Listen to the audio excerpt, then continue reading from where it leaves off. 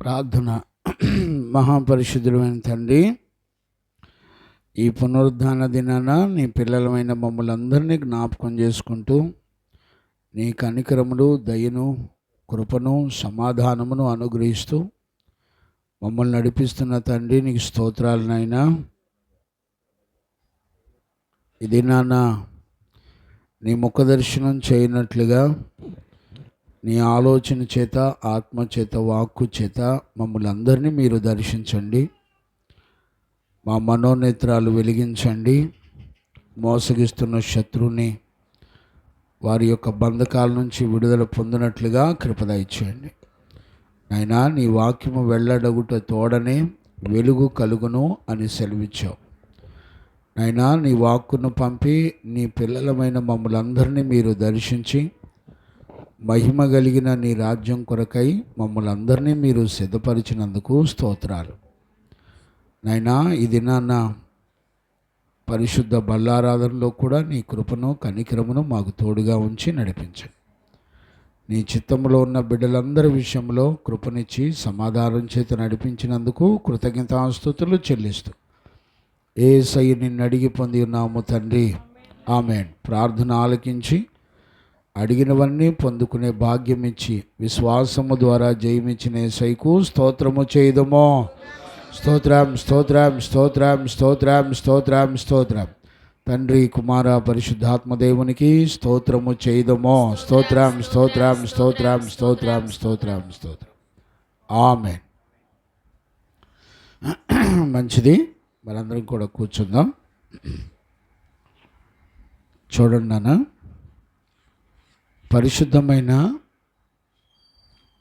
దేవుని సంగతులతో అపవాది ఎప్పుడూ కూడా యుద్ధం చేస్తూ ఉంటాడు.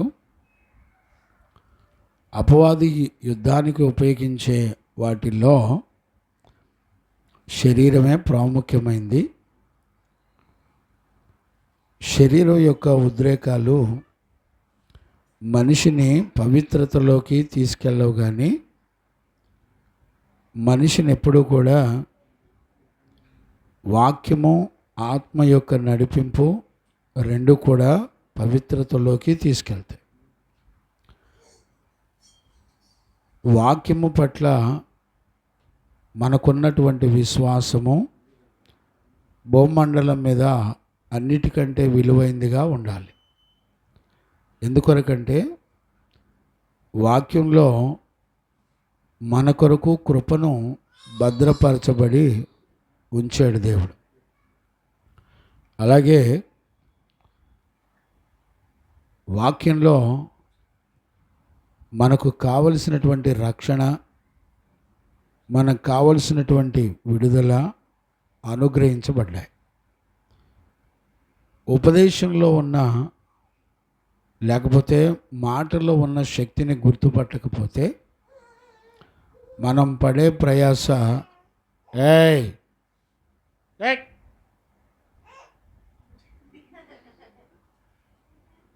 దేవునికి మహిమ కలుగునుగాక.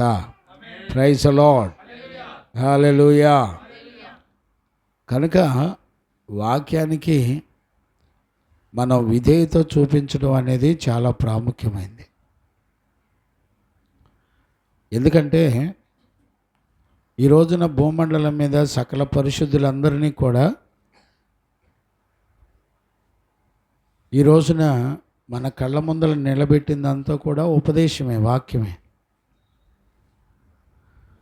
వాక్యమయ్యున్న దేవుడు ఇశ్రాయేలు ప్రజల మధ్యకి దిగొచ్చేసాడు.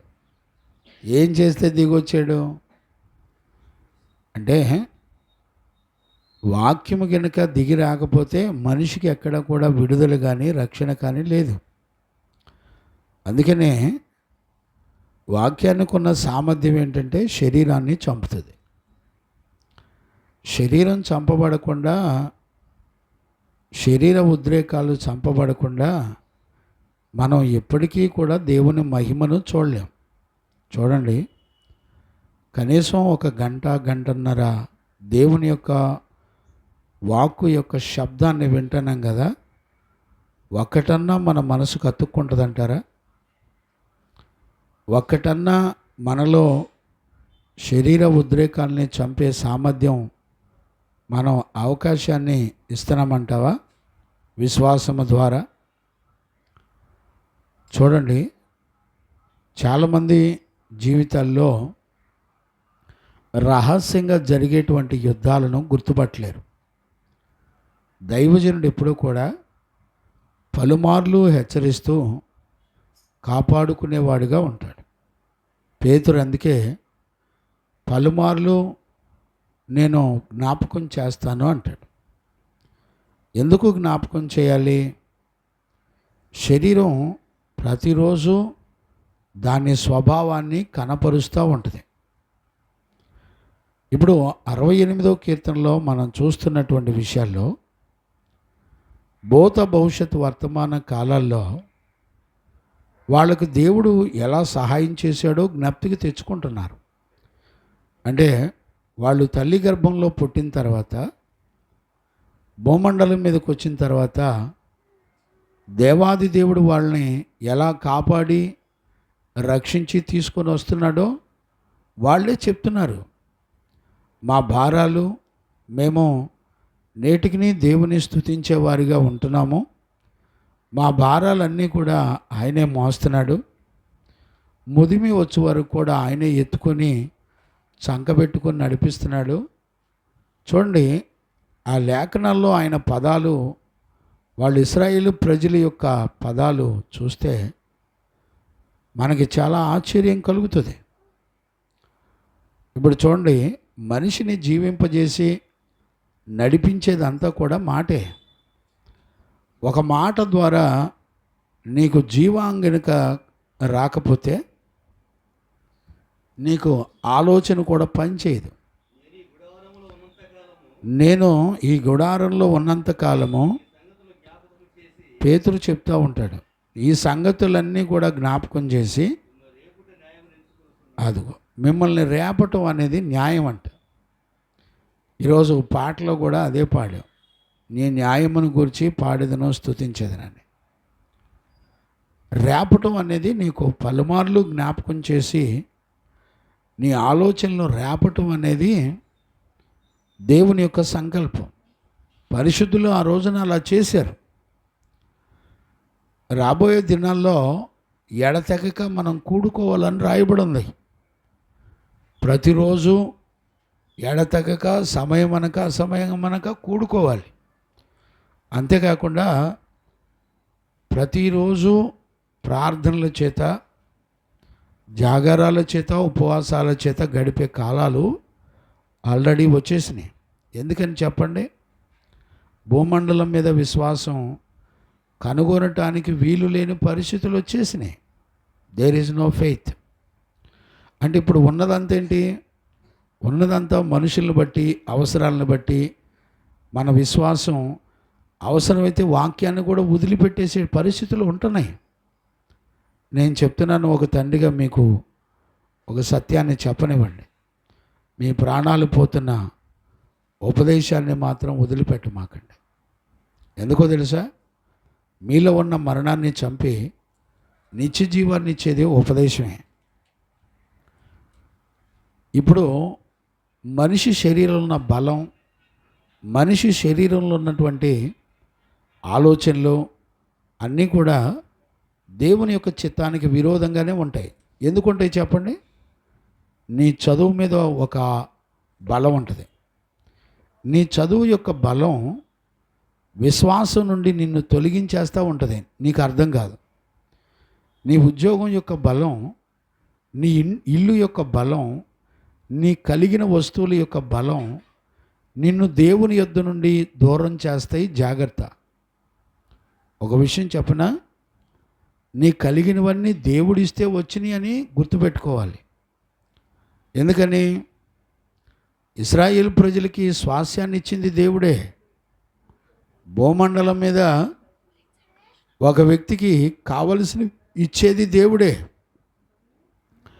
నీకు అనుగ్రహించిన వాటిలో ఇది దేవుడిచ్చాడు అనే ఆలోచన కనుక నీకుంటే భయం ఉంటుంది. ఇది నాది కాదు, దేవుంది. ఒక రోజున ఈ స్వాస్యము నన్ను లెక్క కట్టిద్ది అనే భయం మనలో ఉండాలి. మనం ఉండే ఇల్లు, మన దగ్గర ఉండే వస్తువులు అన్నీ కూడా లెక్క కడతాయి. పిల్లరా, పరిశుద్ధుల సహవాసం, ఉపదేశాన్ని పోగొట్టుకోవద్దు. మీరు ఎరగరు, శరీరం చాలా మోసకరమైంది. నా మాటలు పరిశుద్ధమైన దేవుని యొక్క మాటల్ని జ్ఞానయుక్తంగా అర్థం చేసుకోకపోతే రేపటి దినాన మనకి దేవుని ఎదుట నిలబడే సామర్థ్యం ఉండదు. ఈ రోజున మన బలం ఏం చేస్తుందంటే రేపు చూసుకోవచ్చులే అంటది. మోసకారి ఎవరో తెలిసిన కార్తీక్, మోసకారి ఎవరో తెలిసిన నీ శరీరం ఏముంటుందంటే రేపు చూసుకోవచ్చు, రేపు మారు మనసు పొందొచ్చు, రేపు భక్తి చేయొచ్చు. గమనించారా? జాగ్రత్త. వాయిదా వేసేది ఎప్పుడు కూడా నీ శరీరమే. అందుకనే వాక్కు ఆత్మ అని రాయబడింది. శరీరాన్ని వాక్కు చేత చంపాలి. ఒకవేళ అలా గినక లేకపోతే మనందరం ఖచ్చితంగా మోసగించబడతాం. ఈరోజు ఇశ్రాయేలు ప్రజలు ఎలాంటి జీవితం చేశారో మనం నిన్నటి దినాన జ్ఞాపకం చేసుకుంటూ వచ్చాం. 19-20 వచనాల్లో కీర్తనల పుస్తకం 68, 19-20 వచనాల్లో మనం ఆల్రెడీ చదువుకుంటూ వచ్చాం. ఆ మాటలు మళ్ళీ ఒకసారి నేను జ్ఞాపకం చేస్తాను. 68వ కీర్తన 19-20 వచనాలు చదువుకుందాం. ప్రభువు స్తుతి నొందునుగాక, ప్రభువు స్తుతి నొందునుగాక. అనుదినము ఆయన మా భారము భరించుచున్నాడు. చూడండి, అనుదినము మా భారమును భరించుచున్నాడు. దేవుడే మాకు రక్షణకర్త అయి ఉన్నాడు. చూడండి, దేవుడే మాకు రక్షణకర్తయ్య ఉన్నాడు. దేవుడు మా పక్షమున, దేవుడు మా పక్షమున పూర్ణ రక్షణ కలుగుజేయు దేవుడై ఉన్నాడు. చూడండి, మా పక్షమున పూర్ణ రక్షణ కలుగుజేయు దేవుడై ఉన్నాడు. ఒకటి, నిత్యము ఆయన మన భారాలు మోసేవాడిగా ఉన్నాడు. రెండవది ఏంటంటే 2 రకాల రక్షణను కూడా దేవుడు అనుగ్రహిస్తున్నాడు. చూడండి, ఈ శబ్దాన్ని వింటున్నప్పుడు నీకు దేవుడు ఈ వాక్యంలో ఉన్నటువంటి రక్షణ, ఈ వాక్యంలో ఇశ్రాయేలు ప్రజలకి ఆయన వారి భారాలన్నీ మోసినటువంటి పరిస్థితులు ఒకసారి నువ్వు జ్ఞప్తికి తెచ్చుకో. నీ భారం యెహోవా మీద మోసాడు ఆయన. ఆలోచించండి, యెహోవా మీద మోపబడిందా? గుర్తుపట్టండి, మీరు ఆలోచించండి. శారీరకంగానూ ఆత్మీయంగానూ మీరు దేవుని చేత కాపాడబడుతున్నారా? మన పితరులు ఏమని చెప్తున్నారంటే మమ్ములను దేవుడు కాపాడుతున్నాడు అని ఖచ్చితంగా చెప్తున్నాడు. నేను అంటాను, ఏ భర్త లేకపోతే ఏ తల్లిదండ్రులని తమ పిల్లలతో ఈ మాట చెప్పగలరా? అమ్మా, నా భారాలన్నీ దేవుడు మోస్తున్నాడు అని చెప్పగలరా? ఆలోచించండి ఒకసారి.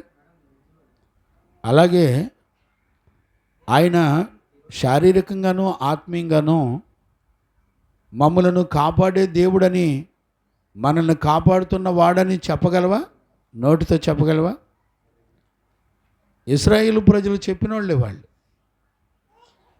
విశేషం ఏంటో చెప్పినా, వాళ్ళు చెప్పడానికి నోటితో చెప్పగలిగారు, కానీ వాళ్ళ జీవితంలో దాన్ని స్థిరపరచుకొని కాపాడుకోలేకపోయారు. ఇవి చిన్న విషయాలు కాదండి. దేవుడు వలన మనిషికి కలిగేటువంటి ఆశీర్వాదాలు గమనించడం, గుర్తుపట్టడం అనేది చిన్న విషయాలు కాదు. దాన్ని గ్రహించుకోవడం చిన్న విషయాలు కాదు. ఇప్పుడు మీ మనస్సాక్షిని ఒకసారి పరీక్షించుకోండి. దేవుడు నీ భారాన్ని మోస్తున్నాడా? లేకపోతే దేవుడు మిమ్మల్ని శారీరకంగానూ ఆత్మీయంగానూ రక్షిస్తున్నాడా? చూడండి, ఇశ్రాయేల్ ప్రజలు చాలా చక్కగా చెప్తున్నారు, అయ్యా ఆయన మమ్మల్ని రక్షిస్తున్నాడు, మమ్మల్ని కాపాడుతున్నాడు. నువ్వు ఏ స్థితిలో ఉంటే ఆయన ఎలాగ కాపాడుతాడో చూసారు ఎప్పుడన్నా? బైబిల్లో ప్రతి మాటను మనం గమనించుకొని ఆలోచించాలి. మాట చదువుతాం, ముందుకెళ్ళిపోతాం, కానీ ఆగి ఆలోచించాలి. అక్కడున్న పరిస్థితులు ఏంటి, ఎలాగ వాళ్ళు రక్షించబడ్డారు, ఈ విషయాలను మనం గుర్తుపట్టాలి. చాలామంది జీవితాల్లో ఆలోచించడానికి టైం లేదు. ప్రతి వాళ్ళు వాళ్ళ సామర్థ్యాన్ని ఉపయోగించుకొని మేము భక్తిని చేయగలం అని భ్రమపడుతున్నారు. పిల్లరా, నీ బలం, నీ శరీరాన్ని నడిపిస్తున్నటువంటి నీ బలం, నీ తెలివితేటలు ఎన్నడూ కూడా దేవుడు కోరుకున్న భక్తిని చెయ్యలేరు. చూడండి, శరీరం ఎప్పుడు కూడా దేవుని యొక్క వాక్యానికి భిన్నంగా నడిపించబడుతూ ఉంటుంది. మరణం మన శరీరంలోనే ఉంది. ఆయన అంటాడు, ఇశ్రాయేలు ప్రజలు అంటారు, ఆయన మరణం నుండి మమ్మల్ని సంపూర్ణంగా రక్షించేవాడు. ఆ పదం యొక్క విలువ ఏంటో తెలుసండి? సంపూర్ణత అంటే ఇక ఎన్నడూ కూడా నీకు మరణము లేని జీవితం అని అర్థం. కన్నీరు దుఃఖమే లేనటువంటి జీవితం అని అర్థం. చూడండి, జీవము గల దేవుడు ఒక మనిషికి సహాయం చేయటం మొదలు పెడితే, వాళ్ళ భారాల్ని మోయటం మొదలు పెడితే వాళ్ళని ఎలా రక్షిస్తున్నాడో ఆలోచించండి కొంచెం. సంపూర్ణమైన రక్షణ అట. సంపూర్ణమైన రక్షణ అంటే యుగయుగాలు ఆరని అగ్ని నుండి నిన్ను తప్పించేది అని అర్థం. మామూలు రక్షణ, సంపూర్ణమైన రక్షణ వేరు. నువ్వు శరీరంలో ఉండగా నీ శత్రువు నుంచి, మరణం నుండి, పాపం నుండి దేవుని ఆత్మ నిన్ను రక్షిస్తూ ఉంటుంది. గమనించారా? శరీరంలో మరణం నుండి, పాపం నుండి ఒకవేళ నువ్వు రక్షించబడకపోతే నీ ఆత్మ సంపూర్ణమైన రక్షణలోకి వెళ్ళదు. గమనించారా?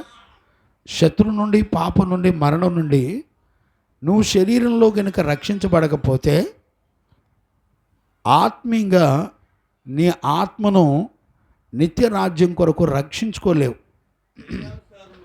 శరీరాన్ని అనుసరించేటువంటి వాళ్ళు, చూడండి, మనసు ఎప్పుడు కూడా శరీరం మీద పనిచేస్తుంది. గమనించారా నాన్న? గుర్తుపట్టారా? అంటే శరీరం ఎప్పుడు కూడా శరీరాన్ని ఫాలో అవుతూ ఉంటుంది మనసు.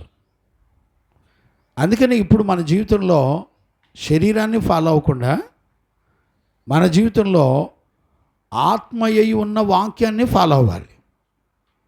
జాగ్రత్త. వాక్యం విషయంలో నిర్లక్ష్యమే నువ్వు హెల్కి వెళ్ళడానికి కారణం. వేరే పాపం ఏం చేయక్కర్లా. ఆజ్ఞాతిక్రమం ఎన్నో తరాలు దేవుని యొక్క ప్రజలు మరణాలు పాలవటానికి కారణమైంది. ఎన్నో వంశాలు వాళ్ళు ఆదాము తర్వాత ఆదాములో నుంచి వచ్చిన సంతానమంతా మరణానికి పాత్రులైపోయారు. చూడండి, దేవుని వాక్యాన్ని అతిక్రమించి వాక్యం విషయంలో నిర్లక్ష్యం చాలు, నువ్వేం ప్రత్యేకమైన పాపం చేయక్కర్లా. చాలామంది జీవితాల్లో మేము భక్తి చేస్తున్నాం, మంచిగా ఉన్నాము అని అనుకోవడం తప్పులేదు. కానీ వాక్యపు వెలుగులో మనలను మనం విమర్శించుకొని పరీక్షించుకోవడం అనేది చాలా ప్రాముఖ్యమైనది. అందుకనే ఇశ్రాయేలు ప్రజలు చెప్పేది ఏంటంటే, గత కాలం యొక్క ఆయన చేసిన కార్యాలు జ్ఞాపకం చేసుకున్నారట ఇశ్రాయేలు ప్రజలు. జ్ఞాపకం చేసుకోకపోతే దేవుడు నీకు ఎలా సహాయం చేశాడో నీకు అర్థం కాదు. జ్ఞాపకం చేసుకున్నప్పుడు ఏం జరుగుతుందంటే భవిష్యత్తు గురించినటువంటి భయం నీకు ఉండదు. చూడండి నాన్న, నేను ఒక మాట నేను జ్ఞాపకం చేస్తాను. చూడండి నాన్న, కీర్తనలోనే 106వ కీర్తన 43 అనుకుంటాను. చూడండి నాన్న, అనేక పర్యాయములు, చూడండి, అనేక పర్యాయాలు ఆయన వారిని విడిపించెను, అయినను వారు తమ ఆలోచనను అనుసరించి. చూసారా? వాళ్ళు తమ ఆలోచనలను అనుసరించి తిరుగుబాటు చేయుచు వచ్చిరి. తిరుగుబాటు చేయుచు వచ్చిరి. తమ దోషము చేత హీన దశ నొందిరి. తమ దోషముల చేత హీన దశ నొందిరి. చూడండి, ఇశ్రాయేలు ప్రజలు ఎలాగున్నారంటే దేవుని చేత సంపూర్ణంగా రక్షించబడేటువంటి బిడ్డలు వీళ్ళంతా కూడా. చాలా జాగ్రత్తగా ఈ విషయాలు అర్థం చేసుకోవాలి. దేవుడు ఒక వ్యక్తిని సంపూర్ణంగా రక్షిస్తాడు అంటే అర్థం ఏంటి? ఇక నీ జీవితంలో గొణుగుడు సణుగుడు దేవుని యొక్క నడిపింపుకు ఆటంకంగా ఉండకుండా దేవుని యొక్క అధికారం మనల్ని ఏలుబడి చేయనట్లుగా అప్పగించబడి నడిపించబడేటువంటి జీవితం అది. ప్రతి శబ్దానికి ఉన్నటువంటి విలువను గుర్తుపట్టకపోతే ఒకరోజు నువ్వు ఖచ్చితంగా అవమానించబడతావు. రాకడలో విడిచిపెట్టబడినప్పుడు అది దైవజనులకి అవమానం, సంఘానికి అవమానం, దేవునికి అవమానం. అందుకని పౌలు అంటాడు, నేను సిగ్గుపడనక్కర్లేని పనివానిగా ఉన్నానంటాడు.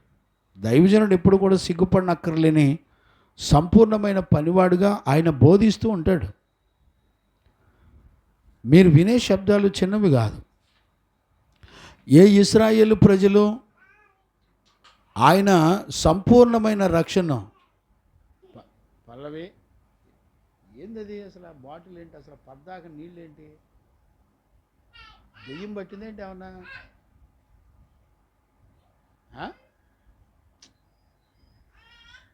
దెయ్యం పట్టిందండి. దేవునికి మహిమ కలుగునుగాక. Praise the lord. గమనించండి నాన్న, ప్రతి మాట యొక్క శబ్దాన్ని మనం చాలా జాగ్రత్తగా గ్రహించుకోకపోతే, నేను ఒక విషయం చెప్పినా, కనీసం ఇలా చెప్పేవాళ్ళు కూడా రేపు భవిష్యత్ కాలంలో దొరకరు. ఏమీ లేదండి, మిమ్మల్ని శరీరంలో బాగా ఉద్రేకపరిచి మ్యూజిక్లతో పాటలతో బాగా ఆరాధన చేస్తే పరలోకం వెళ్ళిపోతామని అనుకోమాకండి. ఇదంతా భ్రమ. ఆరాధించడం తప్పు కాదు, సంపూర్ణత కావాలి. ఇప్పుడు ఇశ్రాయేలు ప్రజలు సంపూర్ణులై సంపూర్ణమైన రక్షణ దేవుడు మాకు కలగజేశాడని చెప్తున్నాడు. ఏమండి, సంపూర్ణమైన రక్షణ దేవుడట వాళ్ళకి కలగజేశాడంట. కానీ వాళ్ళ బ్రతుకుల్లో ఏం జరుగుతుందో దేవుడు చెప్తున్నాడు. చదువునాను, మళ్ళీ ఒకసారి చదువు ఆ మాట. 106:43 మళ్ళీ ఒకసారి చదువునాను. అనేక పర్యాయములు, ఇప్పుడు చూడండి, అనేక పర్యాయాలు ఆయన వారిని విడిపించెను. ఎలా విడిపించాడు? విడిపించను అంటే అర్థం ఏంటి? బతికుండంగా అని అర్థం, అంటే శారీరకంగా. అనేక పర్యాలు విడిపించాడంటే అర్థం ఏంటి? వీళ్ళకంటే శత్రువుల యొక్క బలం ఎక్కువగా ఉంది. భూమండలం మీద శారీరకంగా నువ్వు విడిపించబడి నువ్వు ఆరోగ్యంగా ఉండి నువ్వు తినే ఆహారాన్ని బట్టి బ్రతికి బాగుండి చక్కగా చెల్లించి తిరుగుతున్నావు అనేది భ్రమ. నీకు తెలుసా ఏ రోగం నిన్ను చంపబోతుందో? నీకు తెలుసా ఏ శాపం నిన్ను చంపబోతుందో? నీకు తెలుసా నీ తల్లిదండ్రుల పితరుల శాపాలు నిన్ను నడి రోడ్డు మీద యాక్సిడెంట్లో చంపేస్తుందో తెలుసా నీకు? లేకపోతే ఏ వ్యాధి చేత నువ్వు చనిపోతావో తెలుసా నీకు? అసలు నువ్వు ఊహించలేవు. అనేక పర్యాలు దేవుడు నిన్ను కాపాడకపోతే నీ జీవితంలో నువ్వు ఈ రోజున నీ బలాన్ని బట్టో, నువ్వు తినే ఆహారాన్ని బట్టో, నీకు కలిగిన వాటిని బట్టో నువ్వు బతకలేవు. మొన్న కరోనాలో మీరు చూశారు కదా, ఎన్ని కోట్లు ఎంత ఉన్నా రెప్పపాటులో వాళ్ళ యాత్రలు ముగించుకొని వెళ్ళిపోవాల్సి వచ్చింది. వాళ్ళు సంపాదించింది, వాళ్ళ డిగ్రీలు, వాళ్ళ తెలివితేటలు, వాళ్ళ ఆస్తులు ఒక్కటి కూడా వాళ్ళకి సంపూర్ణమైన రక్షణ ఇవ్వలా. నీకు సంగతి చెప్పినా, సంపూర్ణమైన రక్షణ భూమండలం మీద దేవుడు తప్ప ఎవరు ఇవ్వలేరు. నీకు ధనం లేకపోయినా పర్లేదు, నీకు ఇల్లు వాకిళ్ళు లేకపోయినా పర్లేదు, నీకు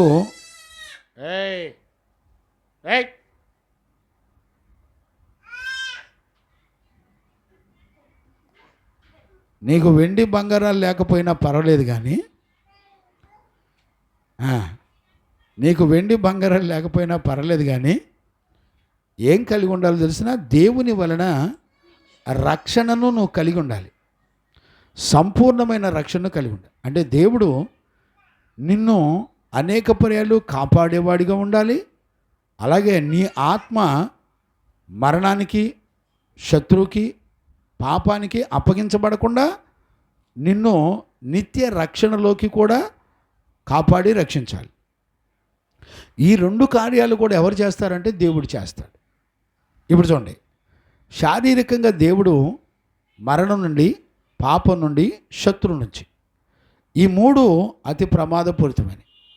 దేవుడట అనేక పర్యాలు కాపాడాడు అంటున్నాడు ఇశ్రాయేలు ప్రజల్ని. కానీ వాళ్ళు ఏం చేస్తున్నారట? కంటిన్యూ చేయనన్నా, అయినను వారు తమ ఆలోచనను అనుసరించి తిరుగుబాటు చేయుచు వచ్చిరి. ఇప్పుడు చూడండి, వాళ్ళ ఆలోచనను అనుసరిస్తారట. వాళ్ళ యొక్క ఆలోచనని ఫాలో అవుతారంట. వాళ్ళ ఆలోచన చూడండి, శరీరాన్ని మన ఆలోచన ఫాలో అవుతూ ఉంటుంది. శరీరం ఏం చేస్తుందంటే భౌతికమైనటువంటి పరిస్థితులను చూపిస్తూ ఉంటుంది. గమనించారా? నిత్య రక్షణ ఇచ్చే దేవుడు పక్కనే ఉన్నాడు, శారీరకంగా నిన్ను కాపాడే దేవుడు నీ కొరకు పక్కనే ఉన్నాడు. ఆయన అనేక పర్యాలు నిన్ను కాపాడుతూనే ఉన్నాడు. కానీ ఇశ్రాయేలు ప్రజలు మాత్రం వాళ్ళ మనసును అనుసరించి, చూడండి, అయినను తమ ఆలోచనను అనుసరించారు. నేనేమన్నానంటే, నీ ఆలోచనలో దేవుని వలన నీకు కలిగేటువంటి రక్షణను నువ్వు జ్ఞాపకం చేసుకోవాలి.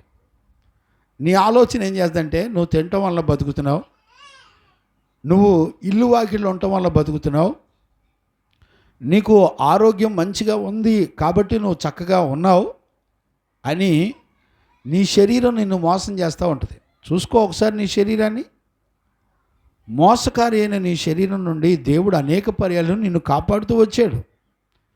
అందుకని గత రాత్రి మనం చదువుకున్నట్లుగా బ్రతుకున్నవాడు భవిష్యత్తు కాలంలో, జరిగిపోయిన కాలం, జరుగుతున్న కాలం, జరగబోయే కాలాల్లో మనిషి జీవించేటప్పుడు జరిగిపోయిన కాలంలో నిన్ను దేవుడు ఎలా కాపాడాడో జ్ఞాపకం చేసుకోవాలి. దేవుని యందు నువ్వు నమ్మకం ఎలా ఉంచావో నువ్వు జ్ఞాపకం చేసుకోవాలి. ఈ రెండు గుణాలు ప్రతి మనిషిని ప్రతి దినము ఖచ్చితంగా ఉండాలి. గుర్తుపట్టారా? నువ్వు గత కాలంలో నువ్వు ఎలా కాపాడబడ్డావో నువ్వు గనక జ్ఞాపకం తెచ్చుకోకపోతే ఖచ్చితంగా నీకు భవిష్యత్తు విషయంలో భయం పుట్టుద్ది. భవిష్యత్తు విషయంలో నువ్వు ఎలా భద్రపరచబడతావో నీకు భయం కలుగుతుంది. ఇశ్రాయేలు ప్రజల్లో ఉన్నటువంటి ప్రాబ్లం అదే, వాళ్ళ ఆలోచనని ఫాలో అవుతున్నారు. ఇప్పుడు నీ ఆలోచనని ఫాలో అవ్వకుండా వాక్యాన్ని బట్టి ఫాలో అయ్యే జీవితం నీకు వచ్చిందండి. ఒకవేళ ఈరోజు ఎక్కడే కూర్చొని ప్రాణం విడిస్తే నువ్వు ఎక్కడికి వెళ్తావు? ఆలోచించే వాళ్ళు లేరండి. వాళ్ళకున్న ధీమా ఏంటంటే వాళ్ళు తినే తిండి, వాళ్ళకున్న వయసు, వాళ్ళకున్న బలం మమ్మల్ని కాపాడుతుంది అనుకుంటున్నారు. చాలా సందర్భాల్లో న్యూస్ల్లో మీరు చూస్తూ ఉంటారు, చిన్న వయసులో ఉన్న యవ్వన పిల్లలు కూడా రెప్పపాట్లో వాళ్ళు, కారణాలు ఏమి లేవు, అన్నీ బాగున్నాయండి బాబు, కానీ సడన్గా ప్రాణాన్ని పోగొట్టుకున్నారని చెప్పేటువంటి వార్తలు ఎన్నో మనం వింటున్నాం. అదే నేనేమంటానంటే, వాక్యం యొక్క గ్రహింపు ద్వారా నువ్వు కాపాడబడుతున్నావు. నీలో ఉన్న జీవం ఎక్కడి నుంచి వచ్చింది అనుకుంటున్నారు? దేవుని వలన జీవం అనుగ్రహించబడింది. ఇప్పుడు చూడండి, ఆ జీవం నిమిత్తం పౌలు అంటాడు, ప్రజలందరికీ కలగబోయే రక్షణ విషయంలో యేసుక్రీస్తు ద్వారా మనకు అనుగ్రహించబడిన జీవం కొరకట తమ జీవితం మొత్తం ఆ జీవాన్ని సువార్త రూపంలో ప్రకటించడానికి తన జీవితం మొత్తం ఖర్చు అయిపోయాడంట పౌలు. ఎందుకండి? ప్రతి మనిషికి జీవాన్నిచ్చే రక్షణ వాక్యంలో ఉంది అని చెప్తున్నాడు. నానా ఒకసారి ఊహించండి, ప్రతి మనిషి చూడండి, క్రైస్తవుడు ఎప్పుడూ కూడా తన కొరకు తను బతకడం, తన కొరకు బ్రతికేవాడు ఎన్నడూ కూడా క్రైస్తవుడు కాలేడు. ఇతరుల కొరకు బ్రతికే జీవితాన్ని ఇచ్చేదే క్రైస్తవ్యం. దేవుడు తన కొరకు బ్రతకలే. 12 మంది అపోస్తులు తమ కొరకు బ్రతకలేదు, వాళ్ళు ఇతరుల కొరకు బ్రతికారు. కారణం ఏంటి? ఇతరులందరికీ కూడా జీవార్థమైన రక్షణ యేసుక్రీస్తు ద్వారా అనుగ్రహించబడింది. ఇది అందరికీ ఇవ్వబడింది అని రాశాడు పౌలు. ఈరోజు వాక్యాన్ని వింటున్న దేవుని పిల్లరా, నీ జీవితంలో ఎప్పుడైనా సరే జీవార్థమైనటువంటి వాక్యాన్ని వినగలిగిన జీవితం, దాని విలువ ఎప్పుడైనా నువ్వు గుర్తుపెట్టావా? ఒకవేళ అలా గనుక నువ్వు ఆలోచించకపోతే చాలా కష్టం. అందుకనే 2 తిమోతి పత్రికలో 1వ అధ్యాయం 10-11 చదువున్నానా? 2 తిమోతి పుస్తకం 1వ అధ్యాయం 10-11 చదవండి. మన క్రియలను బట్టి కాక, చూడండి ఎంత స్పష్టంగా చెప్తున్నాడు దేవుడు. మన క్రియలను బట్టి కాకుండా తన స్వకీయ సంకల్పమును బట్టి, ఇప్పుడు చూడండి, తన స్వకీయ సంకల్పమును బట్టి అనాది కాలములోనే క్రీస్తు యేసునందు మనకు అనుగ్రహింపబడినదియు. చూసారా? క్రీస్తు యేసునందు మనకు అనుగ్రహింపబడినదియు. క్రీస్తు యేసును మన రక్షకుని ప్రత్యక్షత వలన. చూడండి, క్రీస్తు యేసును మన రక్షకుని ప్రత్యక్షత వలన. చూడండి, ఇశ్రాయేలు ప్రజలు ఏమని చెప్తున్నారు? సంపూర్ణమైన రక్షణ ఆయన అనుదినం మాకు అనుగ్రహించాడని చెప్తున్నాడు. గమనించారా? ఇప్పుడు యేసుక్రీస్తు వలన ఆ రక్షణ మనకు అనుగ్రహించబడింది. కంటిన్యూ చేయనా? క్రీస్తు యేసును మన రక్షకుని ప్రత్యక్షత వలన. క్రీస్తు యేసు అను మన రక్షకుని ప్రత్యక్షత అంటే పుట్టుట, లేకపోతే మన మధ్యకు వచ్చుట అని అర్థం. ప్రత్యక్షపరచబడుట వలన బయలుపరచబడినదియునైనా తన కృపను బట్టి మనలను రక్షించి పరిశుద్ధమైన పిలుపుతో. ఇప్పుడు చూసారా? మనలను రక్షించి అంటే రక్షణ లేకుండా పరిశుద్ధమైన జీవితం రాదా అంటే రాదు. ఈ పరిశుద్ధతనంతా కూడా రక్షణ, పరిశుద్ధ జీవితం, రక్షణ ద్వారా వచ్చే పరిశుద్ధ జీవితాన్ని ఇశ్రాయేలు ప్రజలు వాళ్ళ మనసుకు తోచిన ఆలోచన అనుసరించి నడిచి పోగొట్టుకుంటున్నారంట. ఇప్పుడు దేవుడు నీకు ఇచ్చిన రక్షణ ఎలా పోగొట్టుకుంటావో తెలిసిన? పరిశుద్ధతను కోల్పోవటం వలన రక్షణ కోల్పోతావు. రక్షణ ఎప్పుడు కూడా మనిషికి పరిశుద్ధ జీవితాన్ని ఇస్తుంది. ఆలోచించే వాళ్ళు లేరు. చదువునానా? అక్కడే కంటిన్యూ చేయి. మనలను రక్షించి. చూడండి, ఈ మాట ఇంచుమించుగా 3 సార్లు అక్కడ ప్రస్తావించబడింది. మనలను రక్షించి పరిశుద్ధమైన పిలుపుతో ఆయన మనలను పిలిచెను. పరిశుద్ధమైన పిలుపుతో మనలను పిలిచెను. ఆ క్రీస్తు యేసు మరణమును నిరర్ధకము చేసి. ఇప్పుడు గమనించారా? రక్షణ ఇప్పుడు కూడా మరణాన్ని నిరర్ధకం చేస్తుంది. ఏమండి? మరణాన్ని నిరర్ధకం చేసేటువంటి వాక్యపు వెలుగు ప్రత్యక్షమవుతుంటే నీ ఆలోచనని ఫాలో అవటం ఎంతవరకు కరెక్టు అంటే, ఇశ్రాయేలీలను నడిపించిన ఆత్మ ఈ రోజున కొత్త నిబంధన సంఘంలో కూడా ముసుకేసి నడిపిస్తున్నాడు. వాక్యపు వెలుగులో మన బ్రతుకులను చూసుకొని పరీక్షించుకోకపోతే నువ్వు ఎక్కడ మోసగించబడుతున్నావో గుర్తుపడడం చాలా కష్టం. ఇంత రక్షణను పక్కన పెట్టి వాళ్ళు ఏమంటున్నారు తెలిసిన? వాళ్ళు మనసులో వచ్చిన ఆలోచన ఫాలో అయ్యి తిరుగుబాటు చేశారంటే. ఏంటి? నీ మనసు దేవుని మీద తిరుగుబాటు చేసేటట్టు చేస్తుంది. తండ్రిగా నేను ఒక విషయాన్ని మీతో చెప్పనివ్వండి. మీ మనసును ఫాలో అవ్వద్దు, పరిశుద్ధ లేఖనాన్ని ఫాలో అవ్వండి, పరిశుద్ధుల యొక్క జీవితాన్ని ఫాలో అవ్వండి. మీ మనసును ఫాలో అయ్యారా మీరు పరిశుద్ధ జీవితాన్ని కోల్పోతారు, మీరు రక్షణను కూడా కోల్పోతారు. దయచేసి ఈ విషయాన్ని జ్ఞానంగా గ్రహించాలి అని ఒక దైవజనుడిగా నేను మిమ్మల్ని అందరినీ కూడా బతిమలాడుకున్నాను. నిత్య రక్షణ ఆయన ఎప్పుడూ నీకు కలగజేస్తాడు, మంచిదే. కానీ నువ్వు ఎలా కోల్పోతున్నావో గ్రహించు. వాక్యము వెల్లడైనప్పుడు వెలుగు కలుగుతుంది. చీకటితో నీకేం పని? వెలుగు సంబంధమైన వాక్యం మాట్లాడిన తర్వాత నీ సొంత ఆలోచనతో నీకేం పని? పోగొట్టుకోవద్దు. ఇశ్రాయేలీలు పరిశుద్ధ జీవితాన్ని, రక్షణ పోగొట్టుకున్నారండి. దేన్ని బట్టి అంటే నీ ఆలోచన ఫాలో అవ్వడాన్ని బట్టి. నేను ఒక విషయం చెప్పనా? నేటికి నీ పైన ఒక పరిశుద్ధుల ఆలోచన ఫాలో అయ్యే జీవితం ఒక్కటే నీకు, నీ పిల్లలకి, నీ కుటుంబానికి భద్రత. ఒకవేళ ఇతరుల వలన ఫాలో అయినా నువ్వు చనిపోయిన తర్వాత ఖచ్చితంగా మరణంలో ఉంటావు తప్ప వేరే ఆప్షన్ అయితే లేదు. క్రీస్తు ద్వారా జీవార్థమైన రక్షణను పరిశుద్ధతను నీకు అనుగ్రహించేది వాక్యమే, సువార్తే. ఇప్పుడు ప్రకటించబడే సువార్త ద్వారానే నువ్వు కాపాడబడాలి. సువార్త ఒక్కటే నీ బ్రతుకును, నీ బిడ్డల బ్రతుకును సరిచేసి నిలబెట్టగలిగింది. ఇక ప్రపంచంలో నువ్వు ఎవరి మీద ఆశ్రయం పొందినా కూడా దట్స్ ఆల్ టెంపరరీ.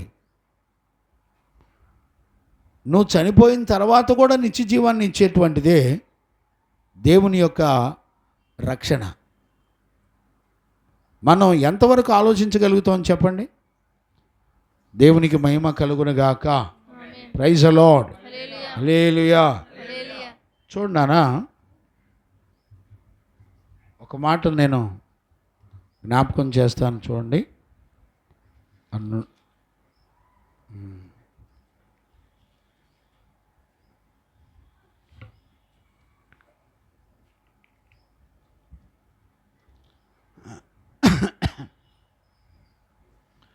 చూడనా, మరొక మాట నేను జ్ఞాపకం చేస్తాను. నెహెమ్యా పుస్తకంలో, లేకపోతే న్యాయాధిపతులు చూడండి. న్యాయాధిపతుల్లో 2వ అధ్యాయం 16వ వచనం చదవండి. ఆ కాలమున యెహోవా వారి కొరకు న్యాయాధిపతులను పుట్టించెను. చూడండి, దేవుని ప్రజల కొరకంట న్యాయాధిపతులను పుట్టించాడంట. వీరు దోచుకొని వారి చేతిలో నుండి. ఇప్పుడు చూడండి, న్యాయాధిపతులు ఎందుకు? వీరు దోచుకొని వారి చేతిలో నుంచి ఇశ్రాయేలీయులను రక్షించిరి. ఇప్పుడు చూడండి, దైవజనుడు ఎందుకు? న్యాయాధిపతి ఎందుకు? ఏమండి, నిన్ను ఏ శత్రువు దోచుకుంటున్నాడో వాడి చేతుల నుంచి నిన్ను రక్షించాలంటే ఎవరు కావాలో తెలిసిన? దేవుడి చేత నియమించబడిన దైవజనుడు కావాలి. వాళ్ళు లేకపోతే నిన్నెవడూ తప్పించలేడు. ఏమండి, ప్రతి మాట వెనకున్న వాల్యూస్ను గుర్తుపట్టకపోతే నీ బ్రతుకులో పరిశుద్ధతను దేవుడిచ్చే నిత్య రక్షణను కోల్పోతావు. నేను ఏ వచనం దగ్గర ఆగుదామన్నా కూడా భయం వేస్తుందండి. నేను ఏ వచనం దగ్గర ఆగి ధ్యానం చేద్దామన్నా కూడా నా ఆలోచన భరించడానికి వీల్లేనంత దేవుని కార్యాలను చూస్తున్నాను నేను. ఇంకొక మాట కూడా చదువున్నాను, అక్కడ కంటిన్యూ చేయి. వీరు దోచుకొని వారి చేతిలో నుండి ఇశ్రాయేలీయులను రక్షించిరి. దోచుకోవటం అంటే ఏంటో తెలుసా అండి నీకు? దోచుకోవటం అంటే ఏంటో తెలిసిన? ఎవరు దోచుకుంటారు? పోనీ ఒక మాట చెప్పండి. దోచుకునేవాళ్ళు ఎవరు? దేవునికి మహిమ కలుగునుగాక. దొంగ ఎవరు చెప్పండి? సాతాను. రైట్. ఏం దోచుకుంటాడు చెప్పండి? ఏం దోచుకుంటాడు చెప్పండి? నీలో విత్తబడిన వాక్యాన్ని దోచుకుంటాడు. వాడు ఏ వాక్యం వల్ల నీకు రక్షణ కలుగుతుందో, ఏ వాక్యం వల్ల నీకు నిత్య జీవం వస్తుందో, ఏ వాక్యం వల్ల నీకు పరిశుద్ధ జీవితం వస్తుందో, అపవాది ఏం చేస్తాడంటే నిన్ను ఆ వాక్యము గురించినటువంటి ఆలోచన నీలో లేకుండా చేస్తాడు. వాక్యాన్ని పక్కన పెట్టేటటువంటి పరిస్థితులు నీ జీవితంలోకి సాతాను అనుమతిస్తూ ఉంటాడు. గమనించారా? ఇప్పుడు దోచుకునే వాటి నుంచి ఎవరు కాపాడేవాళ్ళు ఎవరు చెప్పండి నీకు? మోషేని ఎందుకు నియమించాడు చెప్పండి? పోనీ న్యాయాధిపతులను ఎందుకు నియమించాడు చెప్పండి? ఊహించారు ఎప్పుడన్నా? తన సేవకుడైన మోషే తన ప్రజల నిమిత్తమై ప్రాణం పెడతాడంట. నీకు అనుగ్రహించబడేటువంటి సేవకులు, న్యాయాధిపతులు, నీతిమంతులు ఊరికే సరదాగా దేవుడు నియమించి పెట్టలా. నిన్ను కాపాడుకోవడానికే దేవుడు నియమించి పెట్టాడు అక్కడ. ఒక దైవజనుడు చూడండి, అబ్రహాము సొదొమ గొమొర్రాల పట్టణాల విషయంలో అడ్డం పడిపోయాడండి. ఒక నీతిమంతుల్ని దాటి వెళ్ళలేకపోయింది దేవుని తీర్పు. Don't under estimation. మీరు చాలా తక్కువ చూపు చూడమాకండి పరిశుద్ధుల్ని, దైవజనుల్ని, లేకపోతే నీ కొరకు అడ్డం నిలబడేటువంటి సేవకుల్ని, న్యాయాధిపతుల్ని. చూడండి, ఒక దొంగ నుంచి దోచుకోబడకుండా దైవజనుడు నీకు అడ్డుపడతాడు. ఎప్పుడైనా ఒక దైవజనుడు విలువ నీ మనసులో ఎంత ఉందో నీకు తెలుసు? అసలు ఎప్పుడన్నా ఊహించావు? ఎప్పుడన్నా? కృపారాజ్, ఓ కృపారాజ్ అయ్యా, డ్యూటీలకు వచ్చిన తెప్పలు దిక్కుమాలిన ఉద్యోగం మానేయరాదు, దాని బదులు ఫెయిత్వంలో పెట్టి ఒక ముద్ద అన్నది నీ జానడు పొట్టకు బతకరాదు. దేవుడిచ్చే రక్షణ లేదు, కాపుదల లేదు, ఉపదేశం లేదు, పాడు లేదు. నీకు జీవం ఇచ్చే వాటన్నిటిని పోగొట్టేస్తుంది జానడ పొట్ట, బువ్వ, డబ్బులు. చిన్న వయసులోనే కృప పోగొట్టుకుంటే రేపొద్దున యుద్ధం చేయలేవు, వయసు పెరిగిన తర్వాత యుద్ధం చేయలేరు. నేను చెప్తున్నాను, మీ మనసును ఫాలో అవ్వద్దు. ఏమంటే ఇప్పుడు చదవబడే విషయాలు చిన్న ఏం కాదు.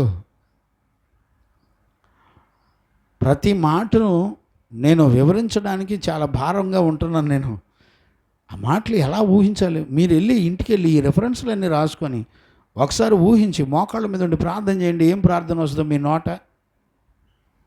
అసలు ఉపదేశంలో ఉన్న బ్రతుకి మన బ్రతుకు అసలు సంబంధాలు కూడా కనపడవు. అయినా కూడా దేవుడు నీ తిరుగుబాట్లన్నీ కనికరంతో క్షమించి, అయినా కూడా దేవుడు నిన్ను సజీవంగా ఉంచుతూ కాపాడుతున్నాడు. నువ్వు తినే ఆహారాన్ని బట్టో, నీ కలిగిన పరిస్థితులను బట్టో, నీ సంపదను బట్టి నువ్వు బతికొండవు. నీ పాపం నిన్ను చంపేసిందని వాక్యం చెప్తుంది. నువ్వు చచ్చిన వాడవై ఉండగా అని వాక్యం చెప్తుంది. తండ్రిగా దైవజనుడిగా ఉండి బతిలాడుతున్నాను, కాలాలని వృధా చేసుకోమాకండి. ఏ పని చేసినా పరిశుద్ధులకు చెప్పి చేస్తున్నారా? నీ బిడ్డల విషయంలో కానీ సేవకులు నీకు అడ్డుపడేవాళ్ళు, దుష్టుడు దోచుకోకుండా నిన్ను కాపాడేవాళ్ళు. మత్తయి సువార్తలో 13వ అధ్యాయం 20-19 చూడండి. 19, 20, 13 ఆ మాట చదువుకుంటారా? ఎవడైనను రాజ్యమును గూర్చిన వాక్యము వినియు 13-19 ఎవడైనను దేవుని యొక్క రాజ్యమును గురించినటువంటి వాక్యాన్ని విని గ్రహింపకయుండగా, చూడండి, మీరు గనక గ్రహించకపోతే దుష్టుడు వచ్చి వారి హృదయములో విత్తబడిన దానిని ఎత్తుకెళ్ళిపో. నీ హృదయంలో విత్తబడింది ఏంటి? దేవుని యొక్క వాక్యం. దుష్టుడు వచ్చి వాక్యం ఎత్తుకెళ్ళిపోకుండా నిన్ను కాపాడేవాళ్ళు ఎవరున్నారు? నిన్ను దోచుకోకుండా కాపాడేవాళ్ళు ఎవరున్నారు? యోహాను సువార్త 10వ అధ్యాయం 10వ వచనం చదవండి.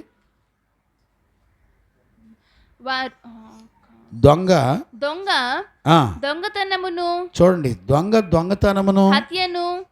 ఏమండి, నిన్ను దోచుకునేవాడు ఒక్క వాక్యాన్ని ఎత్తుకెళ్ళిపోడు. రెండోది ఏం చేస్తాడు తెలిసిన? దొంగతనమును, హత్యను. ఇప్పుడు వాక్యాన్ని దొంగిలిస్తాడు. నెక్స్ట్ ఏం చేస్తాడు తెలిసిన? నిన్ను మర్డర్ చేపిస్తాడు. హత్యను, నాశనమును చేయుటకు. ఎన్ని కార్యాలు చేస్తాడు చూడండి. దోచుకుంటాడు, అర్థమైందండి, హత్య చేస్తాడు, నువ్వు బతికొండగానే నీ జీవితాన్ని నాశనం చేస్తూ ఉంటాడు. ఏమండి, భయం ఉందండి ఈ శబ్దానికి. ఈ శబ్దం జీవం గల దేవుడు చెప్తున్నాడు. మన బతుకులో ఏం జరగబోతుందో చెప్తున్నాడు ఆయన. భయపడగలుగుతారంటారా? భయం ఉంటుందంటారా? నేను చెప్పనా, నీ సుఖభోగాలే భయం లేకుండా చేస్తూ ఉంటాయి. నీకేంటంటే చక్కగా నీడపొట్ల ఉద్యోగం, చక్కగా ఏమాత్రం కష్టం లేకుండా భార్య పిల్లలు, చక్కగా రుచికరమైన వంటలు వండి పెట్టేవాళ్ళు, చాలా సాదా సీదాగా చక్కగా అన్నిటిలో నీకు కంఫర్టబుల్ ఉన్నాయి. నీ కంఫర్టే దేవుడిచ్చిన రక్షణను కోల్పోయేటట్టు మోసం చేస్తూ ఉంటుంది.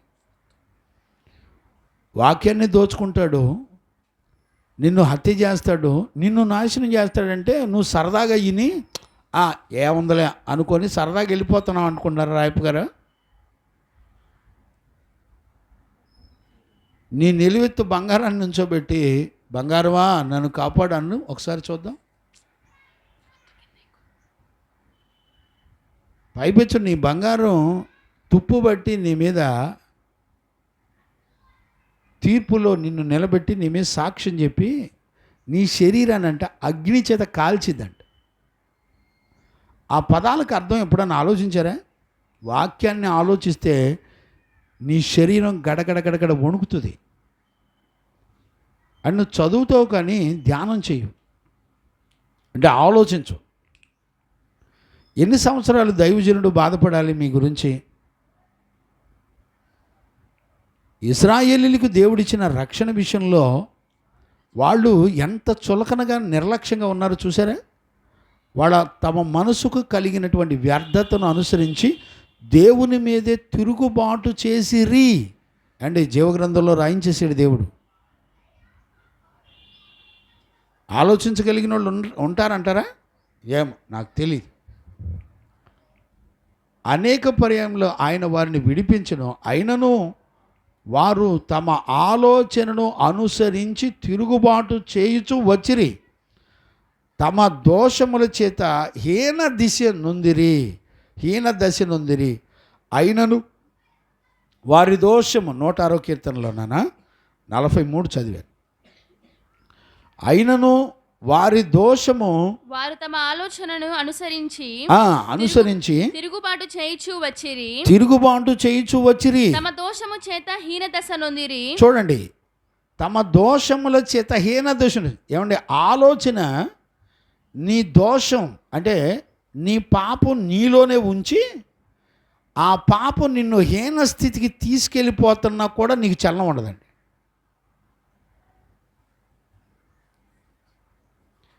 ఆలోచన. నేను అడుగుతున్నాను నాన్న, నువ్వు చనిపోయినా ప్రభు రాకడ వచ్చినా ప్రభువుని ఎదుర్కొనే దమ్ముందా? నీ శరీరం నిలువున నిన్ను నమ్మించి మోసం చేస్తుంది. ఎలాగో తెలిసిన దైవజనుడు నీకు వాక్యపు వెలుగులో నుంచి నీ బ్రతుకును చూపిస్తున్నా కూడా నీ మనస్సాక్షికి ఏమాత్రం ఒక కుష్టు పడితే కనుక చలనం ఎలా ఉండదో, కుష్టు వ్యాధి పట్టిన బతుకు చేత బతుకుతూ ఉంటారు. ఆత్మను రక్షించుకునేటువంటి దేవుడిచ్చేటువంటి రక్షణను నిర్లక్ష్యం చేసుకొని బతుకుతూ ఉంటారు. చాలామంది నేనేం పాపం చేయట్లేదు అనుకుంటున్నారు. కాదండి, పాపం అంటే అర్థం ఏంటంటే దేవుని వాక్యంలో ఈరోజు దేవుడు నీతో మాట్లాడిన బ్రతుకు నీలో ఉందా లేదో చూసుకోకపోవడమే పాపం. నువ్వేం కొత్త విచిత్రమైన భక్తి ఏం చేయక్కర్లే. నువ్వు మ్యూజిక్లతో ఆరాధించి గొప్ప గొప్ప ఎగిరి ఆనందించి గొప్ప గొప్ప ఉజ్జీవంతో రగిలినంత మాత్రాన పరలోకి వెళ్ళిపోతామని భ్రమపడమాకండి. రక్తమాంసాల్లో నీ శరీరంలో నీ ఆలోచనని ఫాలో అవ్వటం చంపే బతుకులో నువ్వు గనక నేర్చుకోకపోతే చాలా దారుణమైన పరిస్థితులు ఎదురవుతాయి. గుర్తుపెట్టుకోండి. చూడండి నాన్న, మరొక మాట నేను జ్ఞాపకం చేస్తాను. చూడండి నాన్న,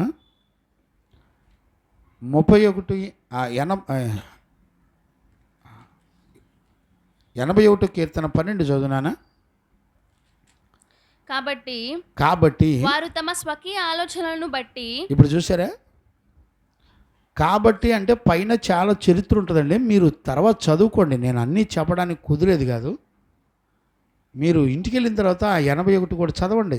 ఇప్పుడు చదువు మీద మనసు పెట్టి లేకపోతే చాలా కష్టం అండి.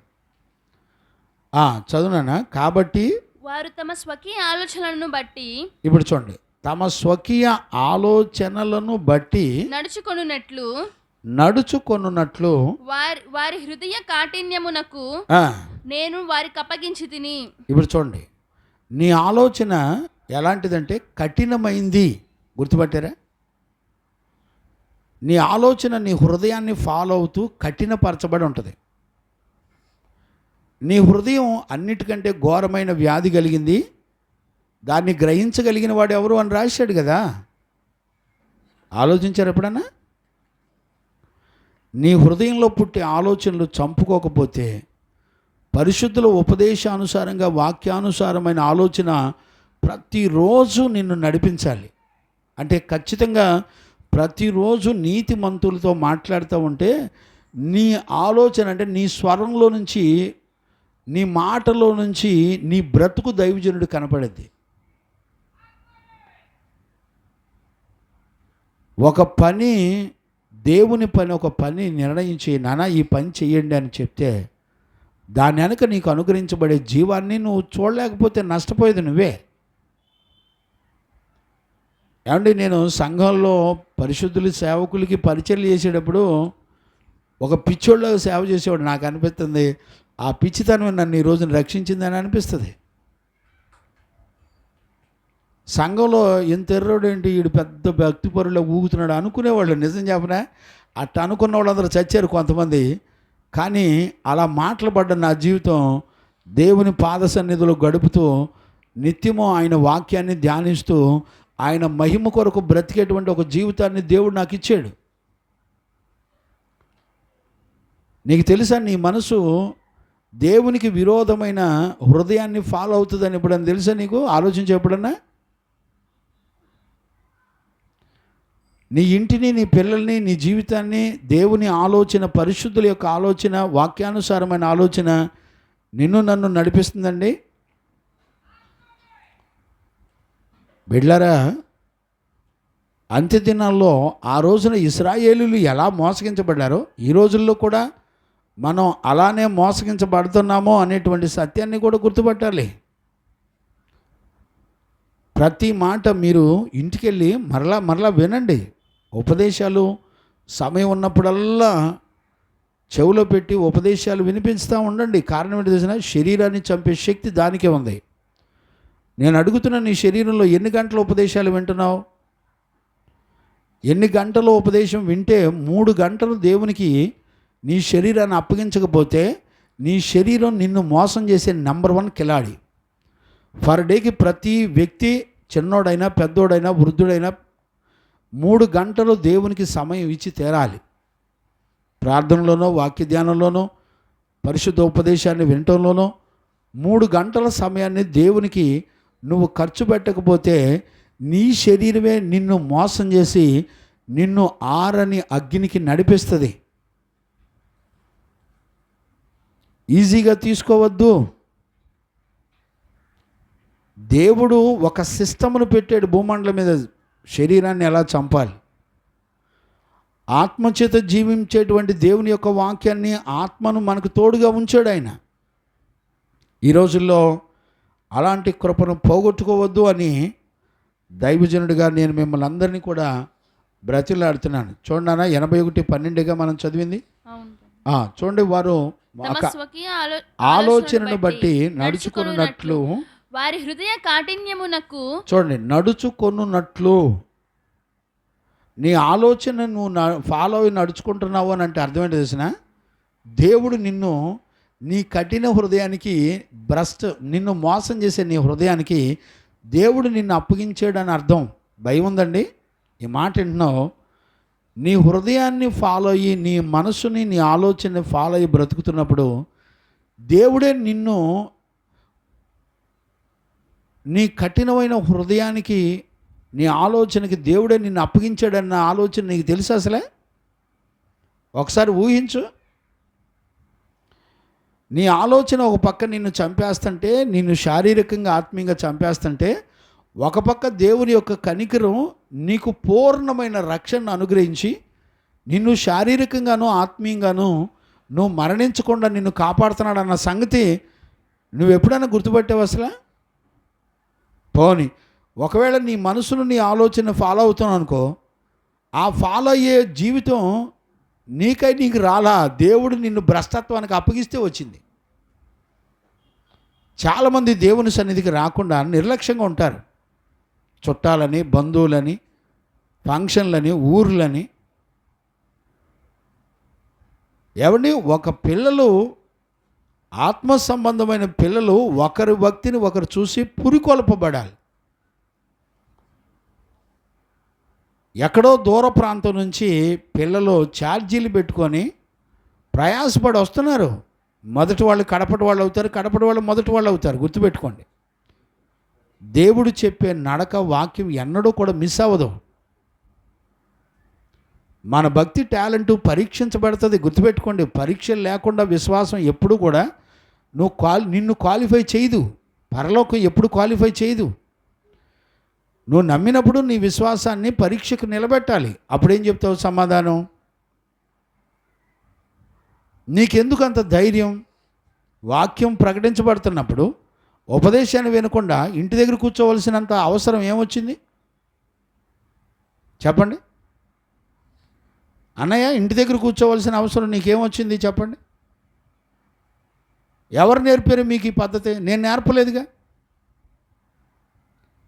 మనిషి కోసం త్యాగాలు చేస్తాం, లోక ఆచారాల కోసం త్యాగం చేయగలుగుతున్నావు, కానీ వాక్యం నిమిత్తం త్యాగం చేయలేకపోతున్నావా? బుద్ధి తెచ్చుకోండి అన్నయ్య. మీరు ఒంగోలు నుంచి ప్రయాణాలు చేసి వస్తున్నారు పిల్లలు, 2 కుటుంబాలు పిచ్చెక్కొస్తున్నారంటారా? మెంటలో ఏమన్నా వాళ్ళకేమన్నా? మీకు బుద్ధి చెప్పేవాడు ఉండగానే మీరు బుద్ధి సరి చేసుకోండి. నష్టపోయేది మీరే. నీతిమంతుడు ఎప్పుడు కూడా జ్ఞాపకం చేస్తూ ఉంటాడు, గద్దిస్తూ ఉంటాడు, సరి చేస్తూ ఉంటాడు. కఠినపరుచుకోవద్దు. ఇక్కడ మనం చదివే మాట చూడండి. కాబట్టి అంటే పైన చాలా విషయాలు ఉన్నాయండి, నేను వాటన్నిటిని కూడా నేను చదవను. అంటే దేవుని యొక్క రక్షణలో ఉండి వాళ్ళు అన్ని దేవతలతో లేకపోతే ఆచారాలతో పొత్తు పెట్టుకున్నటువంటి లైఫ్ ఉంటుంది పైన వచనాల్లో, మీరు తర్వాత చదువుకోండి. కాబట్టి వారి స్వకీయ ఆలోచనను నడిపించుకున్నట్లు వారి హృదయ కాఠిన్యమునకు నేను వారిని అప్పగించి తిని. దేవుడు నీ ఆలోచన ఫాలో అయ్యే బతుకు దేవుడు అప్పగిస్తే ఇప్పుడు నీ జీవితం ఏమవుతుందో గుర్తెచ్చుకో. ప్లీజ్ అండి, ప్రతి విషయాన్ని జ్ఞాపకం చేసే నీతిమంతులు నీ గినక లేకపోతే ఒక్క నిమిషంలో నువ్వు పాతాళంలో కూర్చుంటావు. వెళ్ళి ఒకసారి పాతాళంలోకి వెళ్ళిన తర్వాత నీ జీవితంలో తిరిగి మరలా రక్షణ నీ జీవితంలోకి రాదు. There is no way. ప్రపంచానికి దేవుడు ఒక సిస్టమ్ పెట్టేశాడు, తర్వాత నీకు ఛాన్స్ లేదు. ఈరోజు ఉదయకాలంలో ఒక తండ్రిగా, దైవజనుడిగా నేను మిమ్మల్ని అందరినీ బతిమలాడుకుంటున్నాను. చూడండి నాన్న, చూడండి, ఒక మాట నేను జ్ఞాపకం చేస్తాను. చూడండి, ద్వితీయోపదేశకాండంలో 29వ అధ్యాయం 19వ వచనాన్ని చదువుకుందాం. ద్వితీయోపదేశకాండం 29:19 చదువుకుందాం. అట్టి పనులను చేయువాడు ఈ శాపవాక్యమును వినునప్పుడు, ఈ శాపవాక్యాలు వినినప్పుడు మద్యము చేత దప్పిక తీర్చుకొనవలెనని నేను నా హృదయ కాఠిన్యమున నడుచుచుండినను.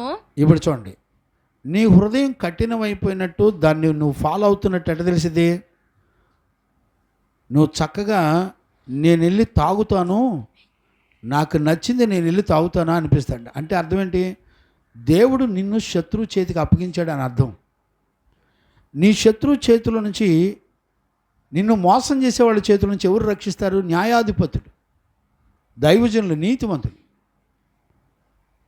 గమనించారా?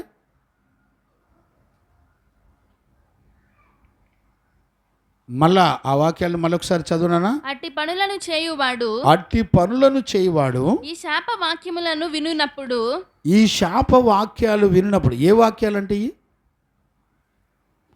మన పితరులు ముందున్న కాలంలో మన పితరులు ఎలాంటి జీవితం చేశారో, వాళ్ళు ఎలా శపించబడ్డారో వాళ్ళ గురించినటువంటి సంగతులే శాపవాక్యాలు.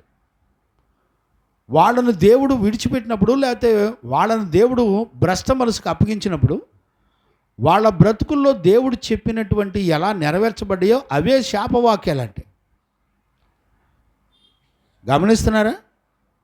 మన పితరులను ఈ తరంలో మనకు బుద్ధి కలుగునట్లుగా వాళ్ళను మాదిరిగా పెట్టాడు దేవుడు. మన పితరుల యొక్క బ్రతుకులను చూసుకొని మనందరం కూడా మనసు మార్చుకోవాలా, శుద్ధి చేసుకోవాలా. దేవుడు క్షమించలేని పాపం అంటే ఏమి లేదు, పరిశుద్ధపరిచేటువంటి దేవుడు ఆయన. నీ మనసు మార్చుకొని వాక్యాన్ని కనుక నువ్వు ఫాలో అయితే దేవుడు నిన్ను ఖచ్చితంగా నూతన పరుస్తాడు, నూతన సృష్టిగా నిన్ను చేస్తాడు. నీ స్థితిగతులు మారిపోతాయి. గమనించకపోతే చాలా కష్టం. అక్కడే కంటిన్యూ చేయనా? అట్టి పనులను చేసేవాడు ఈ శాపవాక్యములను వినునప్పుడు, ఈ శాపవాక్యాలు వినునప్పుడు మద్యము చేత దప్పి తీర్చుకొనవలెనని. చూడండి, ఏమంటే మంచినీళ్ళు తాగితే దప్పికి తీరుతుంది, కానీ మద్యం తాగితే దప్పికి తీరుతుందండి అండి? అంటే అర్థం ఏంటి? మన పితరులు ఎలా శాప వాక్యాలు చేసి శపించబడ్డారో అదే ముద్ర ఇప్పుడు మన జీవితాన్ని ఏలుబడి చేస్తూ ఉంటుంది. కంటిన్యూ చేయనా?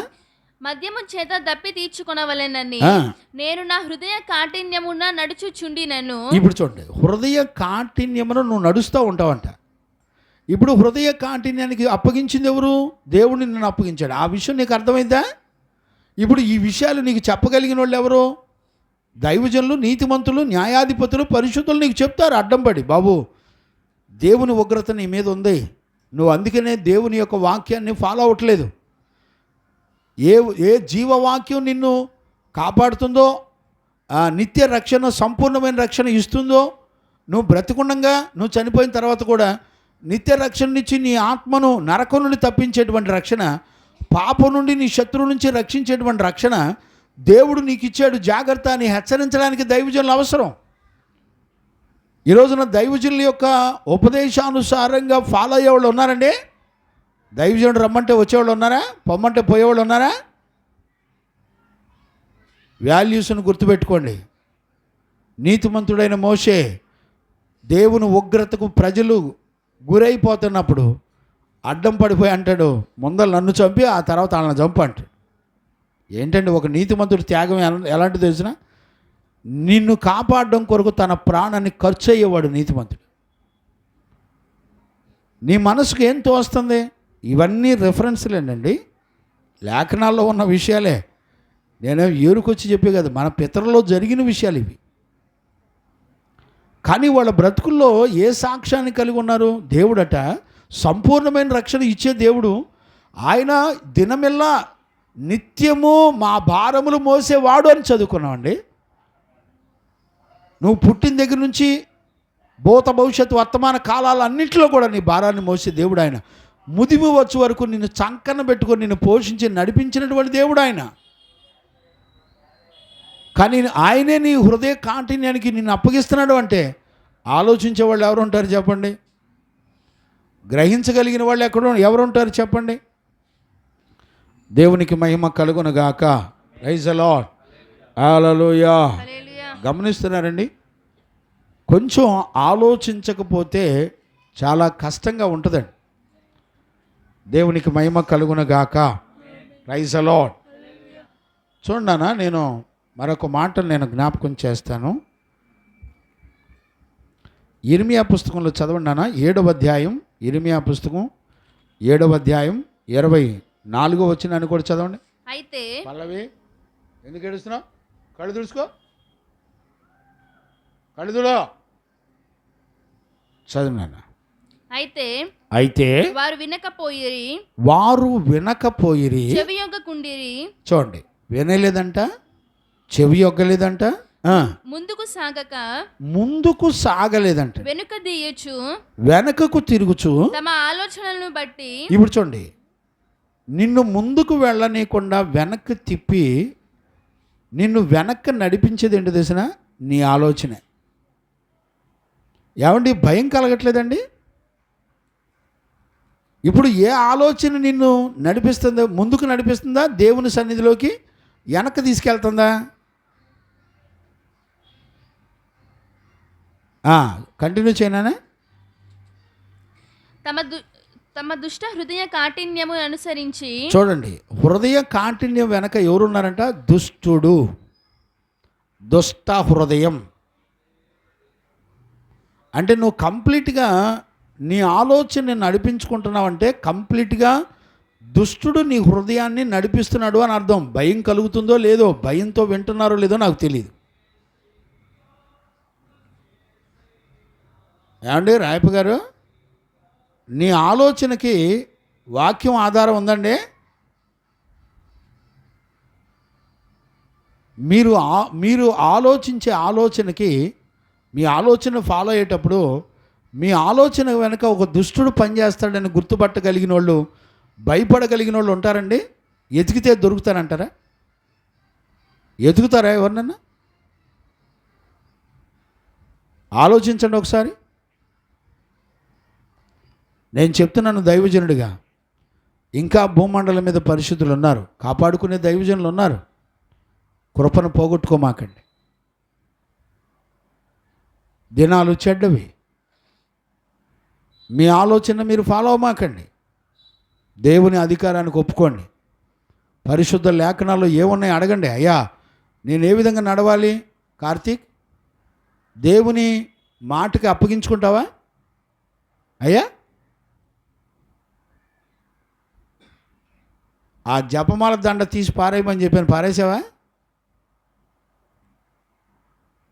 పారేసావా? పరిశుద్ధుల ఆలోచన ఎందుకని నమ్మవు? ఖచ్చితంగా నీ ఆలోచన ఫాలో అవుతున్నావు అంటే దేవుని ఉగ్రతకు నిన్ను దేవుడు అప్పగించాడని అర్థం. కార్తీక్ వాక్యం విన్నావు, ఏమన్నా అర్థమైందా? అర్థమైందంటే అర్థం ఏంటి? విన్న వాక్యాన్ని అనుసరించడానికి నిర్ణయం తీసుకోవటమే అర్థం అవటం. ఇప్పుడు ఏం నిర్ణయం తీసుకుంటావు కార్తీక్? ఏం నిర్ణయం తీసుకుంటావు? ఈరోజు వాక్యం విన్నావు కదా, విన్న వాక్యాన్ని బట్టి నువ్వేం నిర్ణయం చేసుకుంటావు చెప్పు? ఊరికే ఒకడు గాలికి ప్రయాసపడినట్లుగా వచ్చి వాక్యం వినేసి వెళ్ళిపోతే నీకేం ప్రయోజనం ఉండదు. విన్న తర్వాత దాన్ని గ్రహించి ఒక బలమైన నిర్ణయాన్ని తీసుకోవాలి. మొదట దేవుని సన్నిధి. నువ్వు అక్కడ దేవుని సన్నిధిలో ఉంటే నీ స్వాస్థ్యం అంతా, నీ పిల్లలు, నీ కుటుంబం అంతా కాపాడబడతారు. తెలుసా నీకు? అబ్రహాం ఒక్కడే లోబడ్డాడు, కానీ తర్వాత పుట్టబోయే వంశాలు మొత్తాన్ని దేవుడు కాపాడుతున్నాడు. తరతరాలు కాపాడుతున్నాడండి. అన్లిమిటెడ్ తరాలు దేవుడు కాపాడుతున్నాడు. ఒక నీతిమంతుడు దేవుని మాట విని అప్పగించుకొని లోబడితే వాళ్ళ పిల్లల తరాల్ని కాపాడి రక్షించే దేవుడు అండి. మనిషి హృదయానికి అర్థమవుతుందండి. గ్రహించుకోవడం అనేది చాలా కష్టంగా ఉందండి. అందుకని ఇర్మియాలో ఆ మాట చెప్పడం జరిగింది. చదవండానా? మీకా పుస్తకం 6వ అధ్యాయం 16వ వచనం కూడా చదవండానా? మీకా పుస్తకం 6వ అధ్యాయం 16వ వచనం కూడా చదవండి. ఏలయనగా మీరు ఒమ్రీ నియమించిన కట్టడలను ఆచరించుచు, మీరు ఒమ్రీ నియమించినటువంటి కట్టడలను అనుసరిస్తూ, ఆహాబు ఇంటి వారు చేసిన క్రియలన్నిటినీ అనుసరించుచు. చూడండి, ఆహాబు ఇంటి వారు చేసిన క్రియలన్నిటినీ అనుసరించి వారి యోచనలను బట్టి నడుచుచున్నారు గనుక. మీకా 6:16 చదువునాను. ఏలయనగా మీరు ఒమ్రీ నియమించిన కట్టడలను ఆచరించుచు ఆహాబు ఇంటి వారు చేసిన క్రియలన్నిటినీ అనుసరించి. ఆహాబు వాళ్ళు చేసినటువంటి ఇంటి వారు రాశాడు. అంటే ఆహాబు ఇంట్లో ఎవరెవరు ఉన్నారు అండి? ఆహాబు ఇంట్లో ఎవరున్నారండి? ఆహాబు భార్య ఎవరు?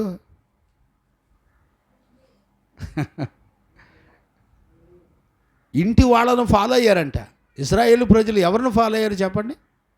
చదువునానా? వారి యోచనలను బట్టి. ఇప్పుడు చూడండి, ఆహాబు తన ఇంటి వారి యొక్క యోచనలను బట్టి నడుచుచున్నారు గనుక నా జనులకు రావలసిన అవమానమును. ఇప్పుడు చూడండి, ఎవరంటే వీళ్ళు? దేవుని జనులు. చూడండి దేవుడు ఎలా చెప్పుకున్నారో చూడండి, ఆయన ఏం చెప్తున్నాడో చూడండి. నా జనులు వాళ్ళు. నా జనులు ఎవరిని ఫాలో అవుతున్నారు? ఆహాబు ఇంటి వారిని ఫాలో అవుతున్నారు. యెజబెలు ఏం ఫాలో అయింది చెప్పండి? యెజబెలు నీతిమంతులను చంపుతూ బతికింది. యెజబెలు తన పొరుగు వారిని ఆస్తిని దోచుకొని బ్రతికింది. యెజబెలు ముఖాలకు రంగులేసుకొని బతికింది. ఏమండి, యెజబెలు అందం కోసం బతికింది. భయానకమైనటువంటి పరిస్థితులు ఆ కుటుంబంలో జరిగినాయి. ఆహాబు రాజును తన చేతిలో పెట్టుకొని వశపరుచుకొని నడిపించుకుంది. ఎన్నో గుణాలు ఉన్నాయండి. వాళ్ళ ఇంటి వారి యొక్క ఆలోచనలన్నిటినీ ఎవరు ఫాలో అయ్యారంట? నా జనులని చెప్పుకుంటున్నాడండి దేవుడు. ఏమండి, నువ్వు ఫాలో అయ్యే ఆలోచనలు ఎవరై చెప్పండి? ఏ ఇంటి వాళ్ళై?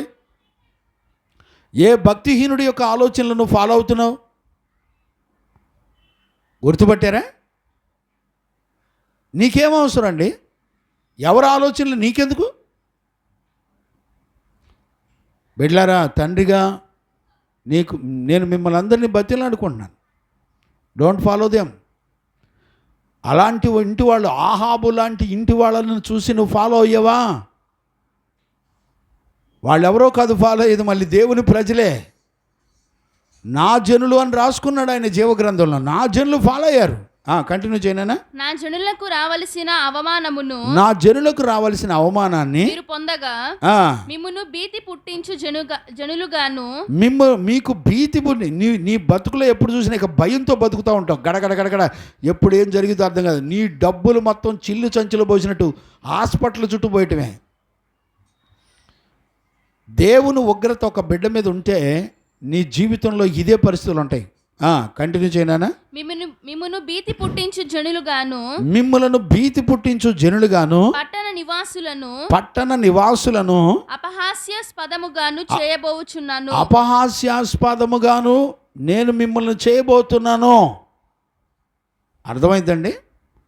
ఎప్పుడు చూసినా నీకు రోగాలు, ఎప్పుడు చూసినా భయం, నిమిషం చస్తావో బతుకుతావో నీకు అర్థం కాదు. తండ్రిగా, దైవజనుడిగా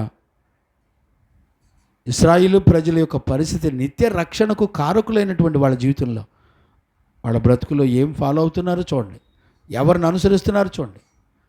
వాళ్ళు దేవుని ఆలోచనను పక్కన పెట్టి, పరిశుద్ధుల ఆలోచనను పక్కన పెట్టి, నిన్ను కాపాడి భద్రపరిచేటువంటి ఆలోచనను పక్కన పెట్టి, ఈరోజున ఆహాబు ఇంటి వాళ్ళ యొక్క ఆలోచనలు నీకెందుకు నాన్న? విశ్వాసము లేని వాళ్ళ ఆలోచనలు నీకెందుకు నాన్న? మోసపోవద్దు. నీ ఆలోచనను ఫాలో అవ్వద్దు. వాక్యం నీకేం చెప్తుందో ఫాలో అవ్వు. పరిశుద్ధుల ద్వారా నీకేం ప్రకటించబడుతుందో ఫాలో అవ్వు. ఇశ్రాయేలు ప్రజలకు నిత్య రక్షణ దేవుడిచ్చిన వాళ్ళు తమ ఆలోచనలు ఫాలో అయ్యి నష్టపోతున్నారు. 68వ కీర్తన, నేను ఏ వచనం దగ్గర ఆగుదామన్నా భయం వేస్తుందండి. అందుకని 19వ వచనంలో అదే అంటాడు. 68, 19 మూలవాక్యం చదువునన్నా నేను ముగిస్తున్నాను. ప్రభు స్తుతి నందును గాక అనుదినము ఆయన మా భారము భరించుచున్నాడు. ఎందుకు స్తుతి నందాలి? అనుదినము, ప్రతి దినము మన భారాలన్నీ ఆయనే మోస్తున్నాడట. ఎంత శ్రేష్టమైన మాట చెప్పండి. అనుదినం దేవుడు స్తుతింపబడుతున్నాడట. ఎందుకని? నువ్వు ఏ క్షణంలో చూసినా నిన్ను నిత్యము నీ భారం మోస్తూ, నిన్ను రక్షిస్తూ, నీకు నిత్య రక్షణ ఇచ్చి, నిన్ను శారీరకంగాను ఆత్మీయంగాను రక్షిస్తున్నాడు అనేటువంటి సత్యాన్ని మనం దేవుని యొక్క వాక్యంలో చూడవచ్చు. ఈరోజు ఈ పునరుద్ధాన దినాన ఒకసారి మనల్ని మనం పరీక్షించుకుంటే మనం ఎంత ధన్యులమో, మనల్ని మనం విమర్శించుకుంటే ఎంత ధన్యులమో. ఇక్కడ 68లో 21 నుంచి దేవుని యొక్క తీర్పులు ఉన్నాయి చూడండి. 19, 20 తర్వాత 21 నుంచి 23 వరకు దేవుని యొక్క తీర్పులు ఉన్నాయి. చదువునా ఒక్కసారి. దేవుడు మా పక్షమున పూర్ణ రక్షణ కలుగజేయు దేవుడై ఉన్నాడు. మరణము తప్పించుట ప్రభువైన యెహోవా వశము. దేవుడు నిశ్చయముగా, ఇప్పుడు చూడండి, దేవుడు నిశ్చయముగా మరణం తప్పిస్తాడట. ఇప్పుడు చూడండి, మన శత్రువుల గురించి దేవుడే మాట్లాడుతున్నాడు. దేవుడు నిశ్చయముగా తన శత్రువుల తలలను పగలగొట్టును. చదువునానా? దేవుడు నిశ్చయముగా తన శత్రువుల తలలను పగలగొట్టును. చూడండి, శత్రువుల యొక్క తలలను పగలగొట్టును. మానక దోషములు చేయు వారి వెంట్రుకల గల నడినెత్తిని ఆయన పగులగొట్టును. చూడండి, మానక దోషములు చేయు వారి యొక్క వెంట్రుకలు గల నడినెత్తిని ఆయన పగలగొట్టును. ప్రభు సెలవిచ్చినదేమనగా, నేను భాషానులో నుండి వారిని రప్పించెదను, అగాధ సముద్రములలో నుండి వారిని రప్పించెదను. వారి రక్తములో నీవు నీ పాదములు ఉంచుదువు. నీ శత్రువులు నీ కుక్కల నాలుకలకు బాగమగుదురు. ఇవన్నీ చాలు. ఇవన్నీ చిన్న విషయాలు కాదండి. గమనిస్తున్నారా? 24 నుంచి 27 వరకు చూస్తే 18వ వచనం యొక్క సంపూర్ణతను గురించి ఇక్కడ చెప్పబడుతుంది. 18వ వచనంలో ఆయన రాకడ గురించి చూడండి. నీవు ఆరోహణమైతివి, పట్టబడిన వారిని చెరపట్టుకొని పోతివి, మనుషుల చేత నీవు కానుకలు తీసుకొని ఉన్నావు. యెహోవా అను దేవుడు అక్కడ నివసించినట్లు విశ్వాసఘాతుకుల చేత సైతము నీవు కానుకలు తీసుకొని ఉన్నావు. ఈ 18వ వచనం యొక్క సంపూర్ణత అంతా 24 నుంచి 27 వరకు ఉన్నాయండి. అంటే దాని వివరణ ఇదంతా. ఊరికే ఒకసారి చదవండి. దేవా నీ గమనమును దేవా నీ గమనమును పరిశుద్ధ స్థలమునకు పోవు నా రాజుకు దేవుని గమనమును వారు చూచి ఉన్నారు. చుట్టూను కన్నికలు తంబురలు వాయించుచుండగా కీర్తనలు పాడువారు ముందర నడిచిరి. తంతి వాయిద్యములు వాయించువారు వెనక వచ్చెదరు. సమాజములలో దేవుని స్తుతించుడి. ఇశ్రాయేలీయుల నుండి ఉద్భవించిన వారులారా ప్రభువును స్తుతి. అంటే ఇశ్రాయేలీయుల గర్భాల్లో పుట్టినటువంటి పిల్లలారా. కనిష్ఠుడగు బెన్యామీను అను ఏలిక అచ్చటనున్నాడు. యూదా అధిపతుల వారి పరివారం అచ్చట ఉన్నది. జెబూలూను అధిపతులను నఫ్తాలి అధిపతులను ఉన్నారు. నీ దేవుడు నీకు బలము నియమించి ఉన్నాడు. చాలే 27 వరకు 4 గోత్రాల్లో అక్కడ చూపించాడు. మరి మిగతా గోత్రాల్లో చూపించలేదే. అంటే పోలికి చెప్పడానికి 4 గోత్రాల్లో ఎత్తిపెట్టినట్టుగా నాకు అర్థమైంది. గమనించారండి? ఆయన ఆగమములో జరిగేటువంటి విషయాలను గురించి 18వ వచనం యొక్క వివరణే 24 నుంచి 27 వరకు. కనుక ఈ విషయాలన్నీ మరి ఇంకెప్పుడు నేర్చుకోవాలి మనం? 21 నుంచి 23 ఉంది, మళ్ళీ 24 నుంచి 27 వరకు ఉంది, మరలా 28 నుంచి 35 వరకు ఉంది. ఇంకా 3 సెక్షన్లు ఉన్నాయి. అయినా తరగటల్లా. గమనించారా? ఒక్క 68వ కీర్తనలో ఉన్నటువంటి విషయాలు నిజంగా మన హృదయానికి అర్థమైతే నీ జీవితంలో మానక దేవుని స్తుతిస్తూనే ఉంటావు. భూత భవిష్యత్ వర్తమాన కాలాల్లో దేవుని స్తుతించేటువంటి జీవితం చేత ముద్రించబడతాం. ఎంతో ధన్యులం కదా. కాబట్టి ఈ పునరుద్ధాన దినాన దేవుని వైపు తిరుగుదాం. ప్రార్థన చేసుకుందాం. మోకరించండి. స్తోత్రం స్తోత్రం స్తోత్రం స్తోత్రం స్తోత్రం స్తోత్రం స్తోత్రం స్తోత్రం స్తోత్రం స్తోత్రం స్తోత్రం స్తోత్రం చేద్దాం నాన్న. ప్రార్థన చేద్దాం. ప్రభుని బతిలాడుకుందాం. Praise lord. ఒక దిద్దుబాటు ఈ రోజున పరిశుద్ధ బలారాధనలో మనం అందరం చేయబోతున్నాం. దేవుడు నమ్మదగిన వాడు. మనం దిద్దుకుంటే ఆయనకు అసాధ్యమైందంటూ ఏదీ లేదు. ఇశ్రాయేలు ప్రజలకు దేవుడట నిత్య రక్షణ ఇచ్చాడంట. సంపూర్ణమైన రక్షణను దేవుడు అనుగ్రహించాడంట. అనేక పర్యాలు ఆయన వారిని కాపాడుతూ వచ్చాడంట. బిడ్డలారా, అలా కాపాడుతూ వస్తున్నప్పటికీ ఇశ్రాయేలు ప్రజలు వారి తమ మనస్సులను అనుసరించి నడిచారంట. వాళ్ళ ఆలోచనను ఫాలో అవుతూ నడిచారట.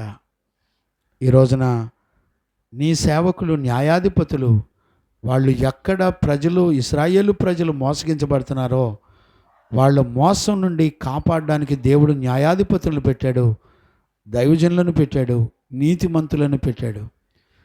టెంపరీగా నిత్య రక్షణ, 2 రకాల రక్షణలు కూడా దేవుడు అనుగ్రహిస్తున్నాడు. చేయగలుగుతున్నావా? ప్రార్థన చేయగలుగుతున్నావా? ఈ లేఖనాలు, ఈ రెఫరెన్స్లు అన్నీ కూడా ఒకసారి మనలను మనమే విమర్శించుకుంటే మంచిదేమో కదా, పరీక్షించుకుంటే మంచిదేమో కదా. ఈరోజు దేవుడు నిజంగా మనతో మాట్లాడాడు. ప్రార్థన చేసుకుందాం. ప్రభువా, నీకు స్తోత్రాలయ్యా. ఈరోజు ఈ పునరుద్ధాన దినాన నీ వాక్కును పంపి మమ్మల్ని అందరినీ దర్శిస్తూ వచ్చిన నీ ప్రేమ కొరకై స్తోత్రాలు. నీ మాటలు గ్రహించుకోవడానికి కృప దయచేయండి, అర్థం చేసుకోవడానికి కృప దయచేయండి. నీ మాటను పేతురు అనుదినము జ్ఞాపకం చేస్తూ మరీ వారి హృదయాల్ని రేపుతూ ఉంటాడంట అయ్యా పేతురు. ప్రభా, ఈ రోజున అంత్య దినాల్లో నీ వాక్కును మరలా జ్ఞాపకం చేస్తూ ఆ హృదయాల్ని రేపుతూ వచ్చావు నాయనా. నీ పాదాలు పట్టుకొని నిన్ను స్తుతిస్తున్నాను తండ్రి. ప్రభా, మా ఆలోచనలు అనుసరించడం ఎంత ప్రమాదమో అయ్యా. ఇశ్రాయేలు ప్రజలకు నువ్వు చక్కటి రక్షణను అనుసరించావు, కానీ ప్రభా వాళ్ళు తమ సొంత ఆలోచన చేత నడిపించబడ్డప్పుడు అయ్యా, వాళ్ళు ఎలాంటి పరిస్థితుల్లో వాళ్ళు దేవునికి దూరం అయిపోయి హృదయ కాఠిన్యానికి ఇదిగో దుష్ట హృదయానికి అప్పగించబడ్డారు, దుష్టుడి చేతికి అప్పగించబడ్డారు. వాళ్ళు ఎలాగ అరణ్యంలో రాలి మరణాల పాలైపోయారు.